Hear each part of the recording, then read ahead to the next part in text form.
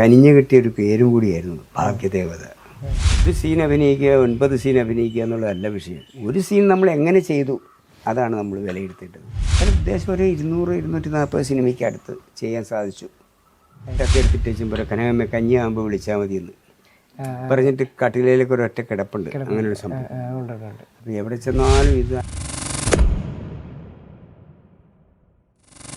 സിനിമയാണോ നാടകമാണോ ഇപ്പോഴും ചെയ്യാനായിട്ട് കൂടുതൽ?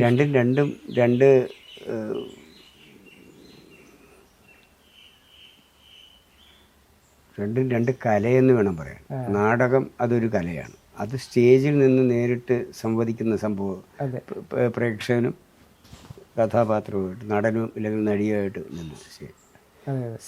സിനിമ സീരിയൽ അങ്ങനെയല്ലല്ലോ. അപ്പോൾ നമ്മൾ എന്തെങ്കിലും നമ്മൾ ചെയ്യുന്നത് അത് ക്യാമറയിൽ ഒപ്പിയെടുത്ത് നേരെ അഭ്രപാളികളിൽ വരുമല്ലേ. അതെ അതെ അതെ. അപ്പോൾ നമ്മൾ ചെയ്തിട്ട് മറ്റേതല്ല, കൈവിട്ട സൂത്രം എന്ന് പറയും.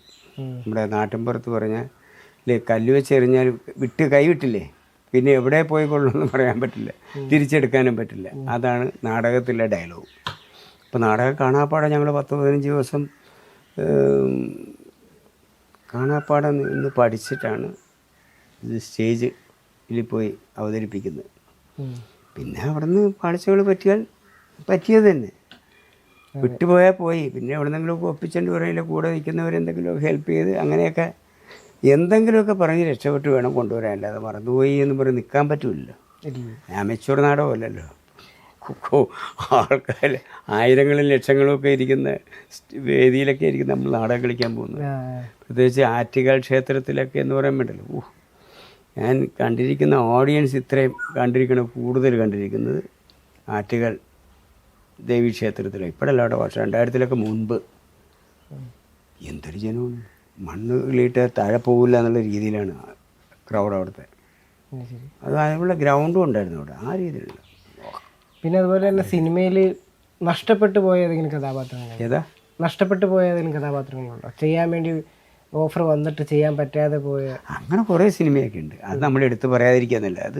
അതൊരു നഷ്ടബോധമെന്നൊന്നും പറഞ്ഞിട്ട് കാര്യമില്ല. സിനിമയല്ലേ. ഇപ്പോൾ എന്നെ ഒരു സിനിമയിൽ വിളിച്ചിട്ടുണ്ട്. ആ വിളിച്ചിരിക്കുന്ന സിനിമ നാളെ നമുക്ക് ഡേറ്റും തന്നിട്ടുണ്ട്. അത് നാളെ ഇല്ല ചേട്ടാ, അത് കുറച്ചുകൂടി നീണ്ടുപോകും കേട്ടോ എന്ന് പറഞ്ഞാൽ അത് നഷ്ടം എന്ന് പറയാൻ പറ്റുമോ? സിനിമയാണ്. അവർ ചെയ്ത് അവരുടേതായ കുറേ പ്രശ്നങ്ങൾ അവർക്കുണ്ടാവുമല്ലോ. ചിലപ്പോൾ ആർട്ടിസ്റ്റുകളുടെ പ്രശ്നം കൊണ്ടായിരിക്കും, ചിലപ്പോൾ ലൊക്കേഷൻ കിട്ടാണ്ടായിട്ടായിരിക്കും, എന്തെങ്കിലുമൊക്കെ ആയിട്ട്. കാരണം അതപ്പോൾ എനിക്കിപ്പോൾ ഇത്രയും സിനിമയായിട്ടുള്ള പരിചയം കൊണ്ട് വെച്ച് നോക്കിയാൽ സിനിമക്കാർക്ക് ഒരുപാട് പ്രശ്നങ്ങൾ വരാറുണ്ട്. ലൊക്കേഷൻ കിട്ടാൻ, ഒരു വീട് ഏതെങ്കിലും കിട്ടാൻ, ഉദ്ദേശിക്കുന്ന വീട് ഇഷ്ടംപോലെ ഉണ്ടാകും. പക്ഷെ അതല്ല, ഉദ്ദേശിക്കുന്ന വീടുകൾ സംവിധായകൻ ഉദ്ദേശിക്കുന്ന വീട് കിട്ടണ്ടേ. അപ്പോൾ അങ്ങനെയൊക്കെ ഉണ്ട് തടസ്സങ്ങൾ വരാം. ഡേറ്റുകൾ നീങ്ങുക. ഈ ഡേറ്റ് മാറുമ്പോഴായിരിക്കും നമുക്ക് അടുത്ത സിനിമ വേറെ ഏതെങ്കിലും കിട്ടുമ്പോൾ അതും ഇതും കൂടി ക്ലാഷ് ആകും. അപ്പോൾ ആദ്യം പറഞ്ഞു വെച്ച് നമുക്ക് ചെയ്യാൻ പറ്റാതെയാകും. അപ്പോൾ നമ്മൾ കുറ്റം പറഞ്ഞിട്ട് കാര്യമില്ല. അപ്പം നഷ്ടമെന്ന് പറയാനായിട്ടൊന്നുമില്ല. നമ്മളെയൊക്കെ വിളിച്ച് കുറേ നഷ്ടം, മനസ്സിലൊക്കെ കുറച്ച് ദുഃഖങ്ങളൊക്കെയുള്ള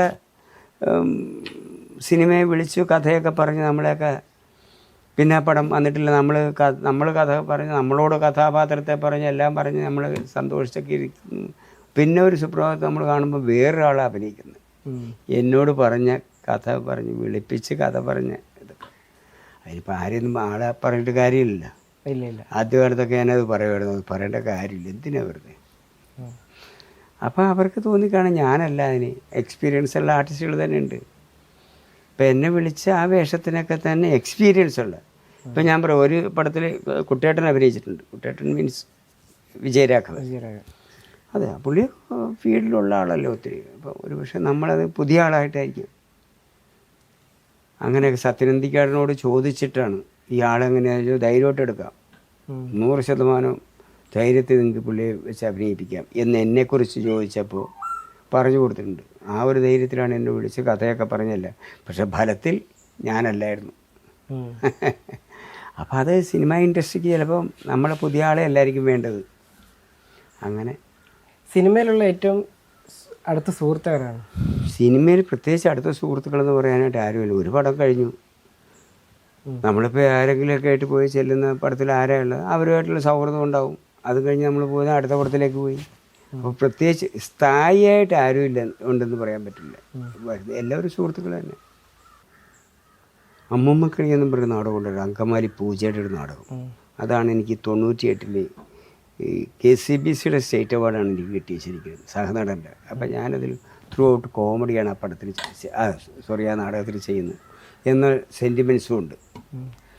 അപ്പോൾ ഞങ്ങളൊരു 3 ആൺകുട്ടികളെ ദത്തെടുത്ത് വളർത്തുവാണ്, ഒരമ്മ. അതാണ് ആ നാടകം. അത് കോയമ്പത്തൂർ ബോംബ് സ്ഫോടനമാണ് അതിൻ്റെ കഥ. അപ്പോൾ ഈ നാടകം തുടങ്ങുന്നതിൻ്റെ അതിൻ്റെ സംവിധായകൻ എന്ന് പറയുമ്പോൾ പുള്ളിക്ക് കോമഡി എഴുതാൻ അറിയില്ല. അപ്പോൾ പുള്ളി എന്നോട് പറഞ്ഞിട്ട്, ചേട്ടാ എനിക്ക് കോമഡി എഴുതാൻ അറിയില്ല, അപ്പോൾ അതുകൊണ്ട് അത് ചേട്ടൻ എന്താ വെച്ചാൽ ഞാൻ പറയാം അതിൻ്റെ സ്റ്റേഷൻ ഉണ്ടാക്കി ഇടുക, നമുക്കത് പരമാവധി പറ്റുമെങ്കിൽ ഫില്ല് ചെയ്യുക എന്നും പറഞ്ഞ്.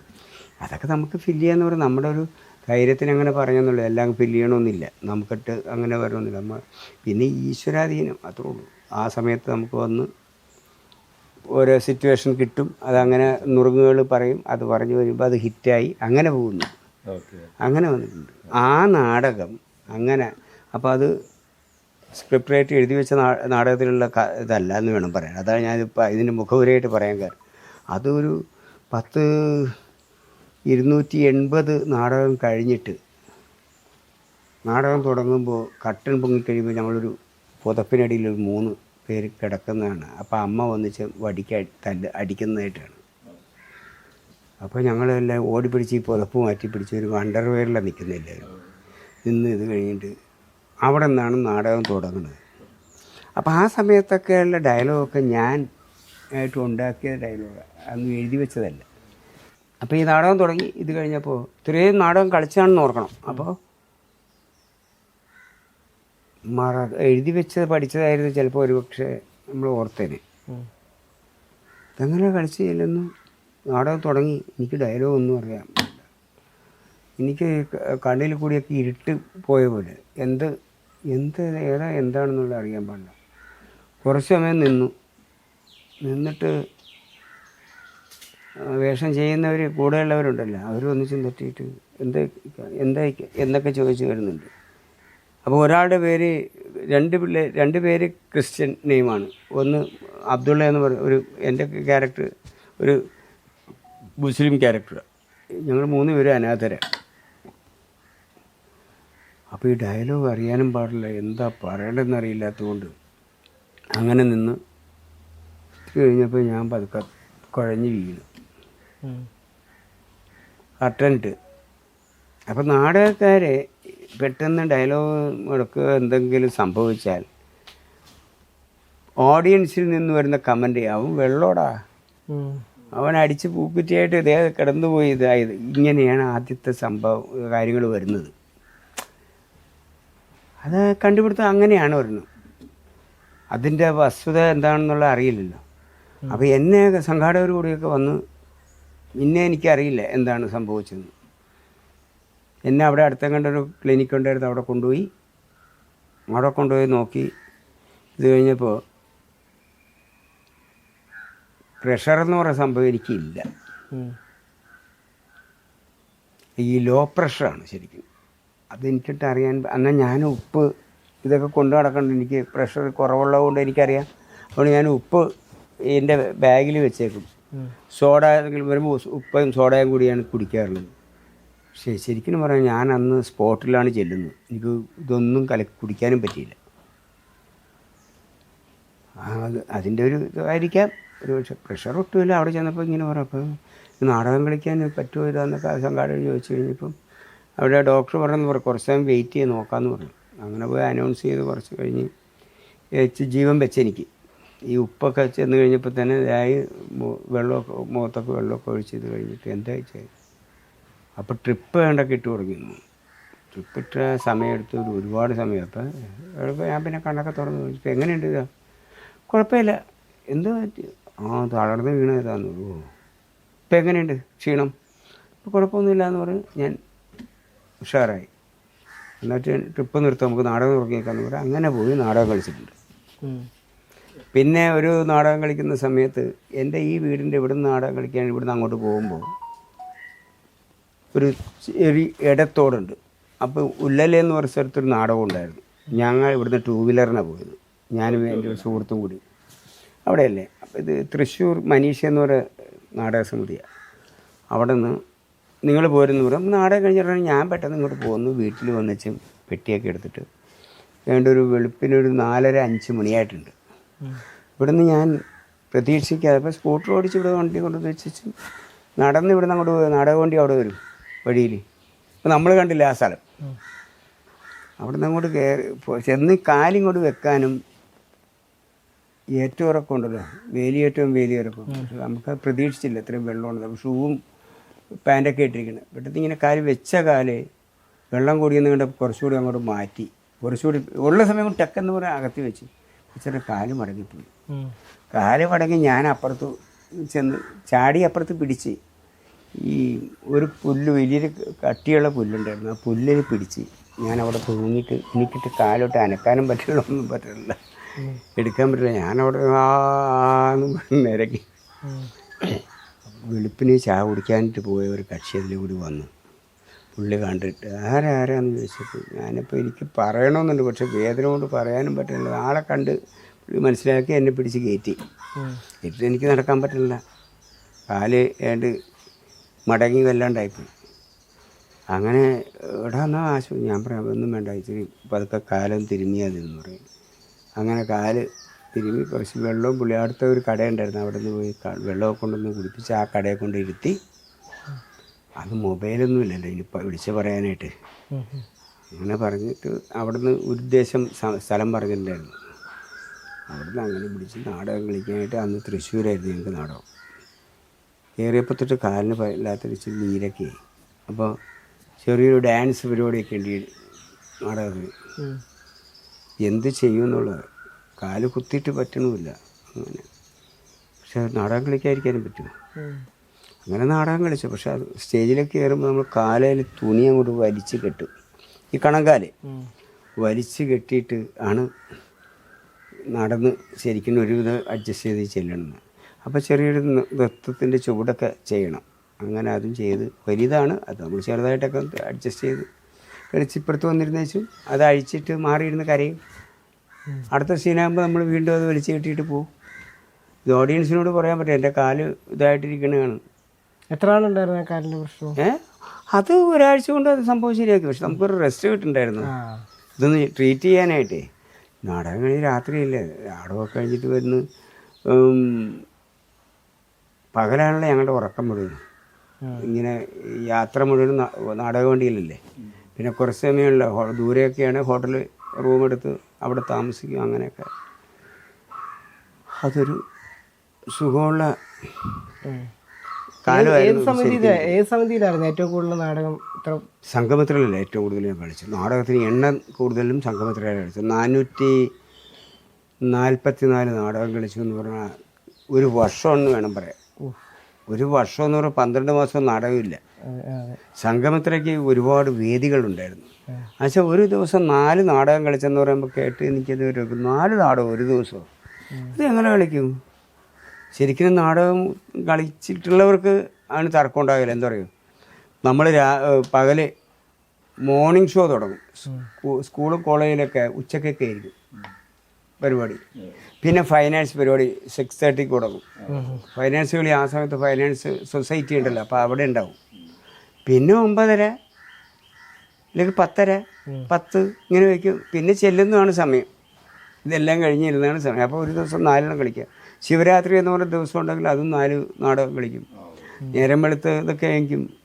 കന്യാകുമാരിയിലൊരു കടക്കഥയെന്നും പറയുന്നത് നാടകം ഉണ്ടായിരുന്നു. സംഗമത്തിലൂടെ ഫേമസ് നാടകം. ഒത്തിരി വർഷം, 6 വർഷമാണ് കളിച്ചത്. ഞാനത് ഒരു 2 വർഷം കളിച്ചു. അപ്പം അത് അസ്തമയമാണ് കാണിക്കണം നാടകം തുടങ്ങുമ്പോൾ. ഇവിടെ സൂര്യോദയമായി. സൂര്യോദയത്തിൻ്റെ സമയം അസ്തമയം. വലിയ കോമഡി. പിന്നെ ആ നാടകം തുടങ്ങി പിന്നെ ആരും എഴുന്നേക്കില്ല. കുറേയൊക്കെ ഉറങ്ങിയിരിക്കുന്നു. ശിവരാത്രിയല്ലേ, അങ്ങനെ കുറേ ഒന്നും കാണാതിരിക്കുന്നു. ഞാനും ഒക്കെ നാടകം കാണാൻ വിളിക്കുന്നവരൊക്കെ ഇപ്പോൾ പ്രേക്ഷകനായിട്ട് നേരത്തെ നാടകവേദിയിൽ ഇല്ലായിരുന്ന സമയത്തൊക്കെ പോയിട്ടുണ്ട്. സൈക്കിൾ ചവിട്ടി പോയിട്ടുണ്ടായിരുന്നു. അങ്ങനെ ഒരു സംഭവം. അതൊരു സുഖമുള്ള കാലമായിരുന്നു കേട്ടോ ശരിക്കും. നാടകം എന്ന് പറയുമ്പോൾ അതൊരു നമ്മൾ കൊടുക്കുന്നു, അപ്പം തന്നെ നമുക്ക് അതിൻ്റെ റിയാക്ഷൻ. ഇപ്പം നമ്മൾ കോമഡിയെ കളിക്കുമ്പോൾ നമ്മൾ പറയുന്ന നാടകം പറയുന്ന ഒരു നുറുങ്ങ് ജനം കേട്ടാൽ അത് ചിരിക്കും, ചിരി ഇങ്ങനെ കിടക്കും. ആ സമയത്ത് നമുക്ക് കുറച്ച് നമുക്ക് റിലാക്സ് ചെയ്യാം. അത് കഴിഞ്ഞ് ഏതാണ്ട് അവരുടെ ചിരി ഒതുങ്ങിയത് കാണുമ്പോൾ അടുത്ത് പറയാം.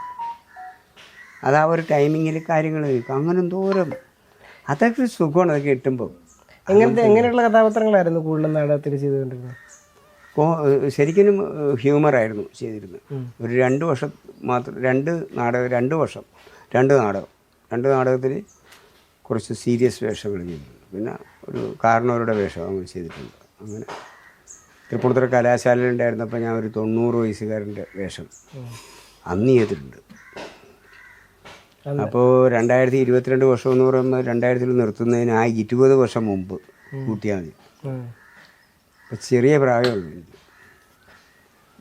ഏതൊക്കെ സിനിമയായിരുന്നു ഭാഗ്യദേവത കഴിഞ്ഞിട്ട്? ഭാഗ്യദേവത കഴിഞ്ഞിട്ട് കഥ തുടരുന്നു. കള്ളൻ്റെ വേഷം ചെയ്തത് റിട്ടേർഡ് കള്ളൻ. റിട്ടേർഡ് കള്ളൻ. കള്ളൻ വെറും കള്ളനല്ല, റിട്ടേർഡ് കള്ളൻ. പിന്നെ സ്നേഹവീട് ലാലേട്ടൻ്റെ, പുതിയ തീരങ്ങൾ നിവിൻ പോളിയുടെ അപ്പനായിട്ട്, അത് സത്യസാറിൻ്റെ പടം തന്നെ. അതിലത്തെ ട്രോളാണ് കേട്ടോ. അത് 2012 സിനിമയായി ഈ പുതിയ തീരങ്ങൾ. അതിലൊരു ചെറിയൊരു സംഭവമുണ്ട്, ഇപ്പോഴും ട്രോൾ ഇങ്ങനെ വന്നുകൊണ്ടിരിക്കുകയാണ്. ഞാൻ കുളിച്ചൊരുങ്ങി റെഡിയായിട്ട് പൗഡറൊക്കെ ഇട്ട് പ്രാർത്ഥിച്ച് കെട്ടിലേക്ക് ചെന്ന് ഷർട്ടൊക്കെ എടുത്തിട്ട് വെച്ചും പറയാം, കനകമ്മ കഞ്ഞിയാകുമ്പോൾ വിളിച്ചാൽ മതിയെന്ന് പറഞ്ഞിട്ട് കട്ടിലേക്ക് ഒരൊറ്റ കിടപ്പുണ്ട്. അങ്ങനെ ഒരു സംഭവം. അപ്പോൾ എവിടെ ചെന്നാലും ഇത് തന്നെ പറയാനുള്ളൂ എല്ലാവർക്കും. അടുത്തിറങ്ങിയത് നമ്മുടെ ആട് 3 ബ്രഹ്മാണ്ഡ പടമല്ലേ, 19-ാം തീയതി റിലീസായിട്ടുണ്ട് പടം. അതിൽ ഞാൻ ഒരു ചെറിയ വേഷം ചെയ്തിട്ടുണ്ട്. പഴയ വൈദ്യര്, 1-ാം ഭാഗത്തിലുണ്ടായിരുന്ന വൈദ്യര് ആണ് ഇപ്പോൾ ഇതിലും ആ വൈദ്യര് തന്നെയാണ്. അങ്ങനെ നല്ല ഗംഭീര അഭിപ്രായമാണ് അത് കേട്ടിരിക്കുന്നത് പടത്തിൽ ആ ഒരു സീനേ ഉള്ളൂ. പിന്നെ എനിക്ക് ചെയ്തിരിക്കുന്ന ഒരു പ്രതീക്ഷ ഒരു യുവ സംവിധായകൻ റോഷൻ കോന്നി എന്ന് പറഞ്ഞ അയാൾ എഡിറ്റിങ്, ക്യാമറ, സംവിധാനം ഇത്രയും നിർവഹിച്ച ഒരു ചെറുപ്പക്കാരനാണ്. നല്ല അസലായിട്ട് അയാളുടെ വൈഫാണ് അതിൻ്റെ കഥയും. നല്ല രീതിയിൽ മെനഞ്ഞെടുത്ത് ഒരു സിനിമയാണിത്. കിരാത എന്നാണ് ആ സിനിമയുടെ പേര്. ഒരുപാട് പുതുമുഖങ്ങൾക്ക് അവസരം കൊടുത്തിട്ടുള്ളൊരു പടമാണ്. ഫെസ്റ്റിവൽ മൂവിയാണോ അതോ കൊമേഴ്ഷ്യലാണോ? അല്ലല്ല, കൊമേഴ്ഷ്യൽ തന്നെ. ഇപ്പം ഈ 27-ാം തീയതി റിലീസാകുവാണ്. അത് കുറേ പുതുമുഖങ്ങൾക്ക് അവസരം കൊടുത്തിട്ടുള്ള പടം. അവരെല്ലാം നല്ല മനോഹരമായ രീതിയിൽ പെർഫോം ചെയ്തിട്ടുണ്ട്. ആൺകുട്ടികളായിട്ടും പെൺകുട്ടികളായിട്ടും ഒക്കെ ആക്റ്റാണ് അതിലെ കഥാപാത്രങ്ങൾക്ക് വന്നിരിക്കുന്ന ഓരോ ആർട്ടിസ്റ്റുകളും. നീന കുറുപ്പുണ്ട്, MR ഗോപകുമാർ, രാജ്മോഹൻ എന്ന് പറയുന്ന ആൾ, ദിനേശ് പണിക്കരി, ഇത്രയൊക്കെയുള്ള എനിക്ക് പരിചയമുള്ള ആർട്ടിസ്റ്റുകളായിട്ട്. അപ്പോൾ എന്നിലൊക്കെ സീനിയേഴ്സാണ് ഇവരൊക്കെ. അപ്പോൾ അത്രയും പേരുണ്ട്. വേറെ എനിക്ക് പരിചിത മുഖം ഉള്ളതായിട്ട് എൻ്റെ ഓർമ്മയിലില്ല. ഞാൻ മറന്നുപോയതാണ്, ക്ഷമിക്കണം ആര് കേട്ടിരിക്കുന്നവർ. പിന്നെ എല്ലാം പുതുമുഖങ്ങളുടെ ഞാൻ പറഞ്ഞില്ല, അതാണ്. പക്ഷെ നല്ല രീതിയിലാണ് അയാൾ ഈ റോഷൻ ഈ പടം എടുത്തിരിക്കുന്നത്. എന്തായാലും ഒരു നല്ല വിജയമായി തീരട്ടെ എന്ന് ഞാൻ ഈ അവസരത്തിൽ പ്രാർത്ഥിക്കുകയാണ്. ഇത് കേട്ടുകൊണ്ടിരിക്കുന്നവർ ഈ 27-ാം തീയതി തിയേറ്ററിൽ തന്നെ പോയി ഈ കിരാത എന്ന് പറയുന്ന സിനിമ പോയി കാണണം. കണ്ട് അവർക്ക് വേണ്ട എല്ലാവിധ പ്രോത്സാഹനങ്ങളും തരണം എന്ന് ഈ അവസരത്തിൽ കൂടി ഞാൻ അഭ്യർത്ഥിക്കുകയാണ്. ഇത്രയും കാലം നിങ്ങളുടെ ഭാഗത്തു നിന്നുണ്ടായ എനിക്ക് വേണ്ട പ്രാർത്ഥനകളും പ്രോത്സാഹനങ്ങളും തുടർന്നും ഉണ്ടാകണേ എന്നാണ് എനിക്ക് ഈ അവസരത്തിൽ പറയാനുള്ളത്. ഇനിയും എനിക്ക് സിനിമകളുണ്ട്. അതുമൊക്കെ നല്ല രീതിയിൽ ചെയ്യുവാനുള്ള പ്രാർത്ഥന നിങ്ങളുടെ ഭാഗത്തു നിന്നുണ്ടാകണം. എന്നെക്കൊണ്ട് കഴിയാവുന്ന ഇതിൽ ഭംഗിയായിട്ട് ഞാൻ ആ വേഷങ്ങൾ കൃത്യമായിട്ട് നിങ്ങളുടെ മുന്നിൽ എത്തിച്ചിരിക്കും, ഇതുറപ്പ്. Thank you.